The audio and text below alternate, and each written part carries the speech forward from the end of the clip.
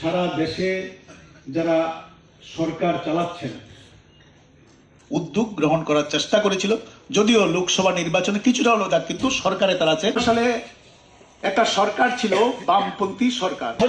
898 কোটি টাকা খাদ্যে ভর্তুকি কমিয়ে দিল 7,000 কোটি টাকা। গরিব মানুষ বাঁচবে? কর্মসংস্থান দিনের পর দিন সংকুচিত হয়ে আসছে।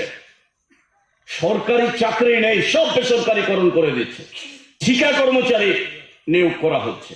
সরকারি চাকরি থাকলে পরেই তো রিজার্ভেশন আসবে কোত্থেকে?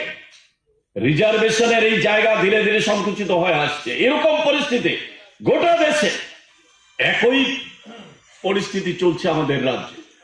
আমাদের রাজ্যে কি চলছে পরিস্থিতি?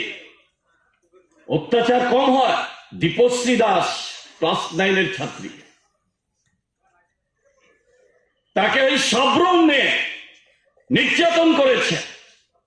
শেষ পর্যন্ত তাকে রক্ষা করতে পারেনি, তার মৃত্যু হয়েছে। তার মামলা পুলিশ গ্রহণ করছে না। হাইকোর্টে গেছে তার মা বাবা।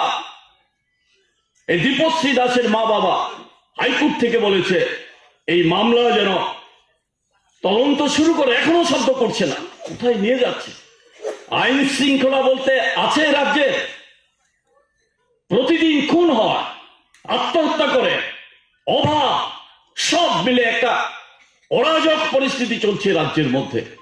এই পরিস্থিতির মধ্যে দাঁড়িয়ে আমরা এই আন্দোলন কর্মসূচি গ্রহণ করেছি।